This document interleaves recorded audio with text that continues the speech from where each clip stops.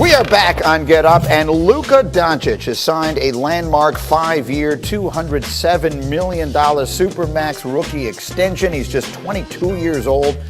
He became the first player eligible for the designated rookie max because he has twice been voted first-team All-NBA. Flat out spectacular, obviously. And here are some numbers, and we could put up a lot more. He's one of two players to average 25, 7, and 7 through 3 seasons. The other is Oscar Robertson, who's only on the Mount Rushmore of greatest players of all time. And I have heard some people suggesting, as I bring my dear friend Mr. Jalen Rose into the conversation, Jalen, no one is just debating how good Luka is. Obviously, he's phenomenal. But I've heard people saying he is the next face of the NBA. When the LeBrons and the KDs and the Stephs move on, that he's the face of the NBA. Do you think he is? I don't believe so, Greeny. Good morning. And I understand why people say that. As LeBron's getting up there in age, Kawhi Leonard, Steph Curry, Kevin Durant, those elder statesmen, so to speak, have done their work and they've been, champions. But then there is a next level of young superstars. And while Luka has distinguished himself with his ability to perform and putting up big old type of numbers, ultimately face of the league comes from winning. And when you look at the landscape of young stars in the league, Luka's in the category also with players like Trae Young, Jason Tatum, Spider Mitchell, Devin Booker. The face of the league is going to be designated by winning. And now, who is going to be the face of the league going forward?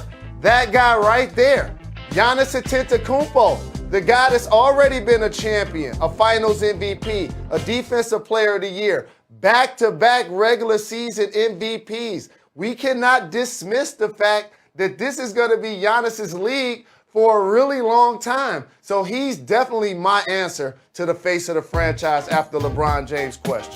I agree with you, and I think part of the reason is there's just a magnetism about him. There are these indefinable qualities that go into that, and I think watching the joy with which he played, all those Instagram videos and all that, that's the next generation of fans, that's the next generation of players, and he embodies that, I think, in a way that a lot of other players do not. Absolutely, and the purity and the joy that you just acknowledged is all fine and dandy. But what about the flat-out dominance and the way he continues to improve his game? He made 17 of 18 or 19 free throws to close it out, Greeny. He's an improved shooter, an improved player, and also already averaging 30-plus points and 10-plus rebounds at this point of his career. A phenomenal ambassador for the NBA. Exactly. I mean, globally also, which I think is a piece of this. Okay, but the old guys are saying, not so fast.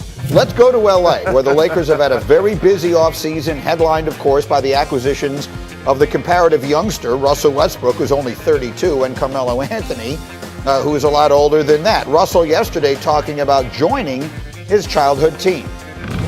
And AD and Bron are friends of mine first. And me being their teammate, my job is to come in and uplift them. And they do the same with me, vice versa. As the season prolongs, we will figure it out. There will be ups, there will be downs. That's normal. That's okay. But we will figure out how to play the best way that we want to play to be able to win a championship. LeBron's going to turn 37 in December. We don't care. Dwight's up there. Trevor's up there. Mark Gasol's up there. Don't care. We make our own narrative.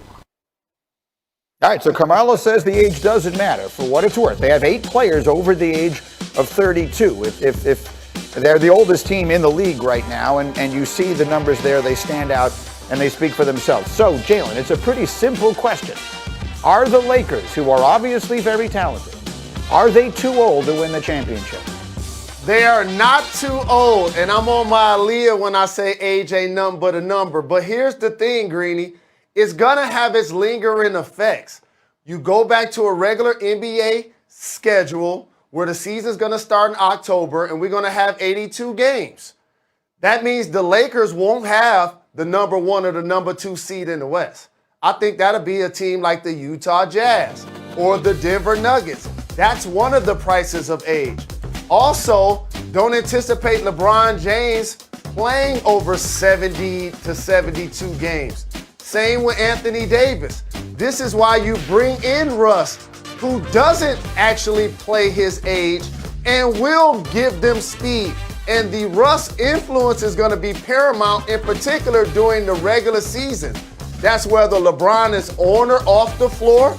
That's whether he or AD are in or out of the lineup. And so you bring in a guy like Russ, who averaged a triple-double last year and has been outstanding and playing in front of his home fans. He's going to be excited to do. He's going to help you get through the regular season. So once the playoffs start, yes, in the 7-game series, when you can try 5 Hall of Famers out on the floor at the same time, that's going to be great to watch for the Los Angeles Lakers, and they're not too old to not only win the West, but to win it all. The problem is, though, you got to beat the Nets.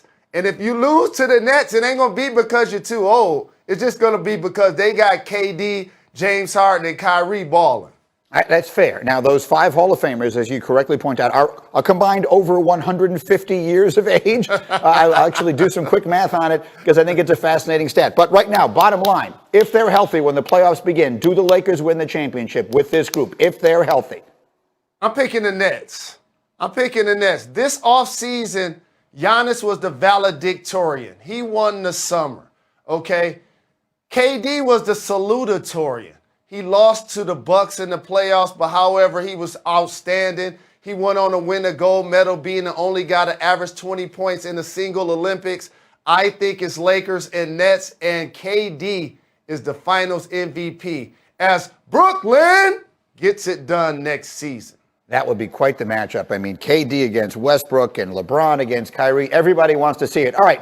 But you know what, Greeny? I got something for that. You know, and I went to go see Dave Chappelle last night. And when you talked to me about these matchups, it had me thinking just about a text exchange that probably happened in my mind. Maybe when Russ signs with the Lakers, KD texts LeBron and say, good luck with that. And then LeBron texts KD back about Kyrie and says, I was saying the same thing about you. How about that? It's going to be great theater if these teams make it to the NBA Finals. I'm here for it. Me too. That's perfectly framed. You're the best. Jalen, enjoy. We'll see you soon.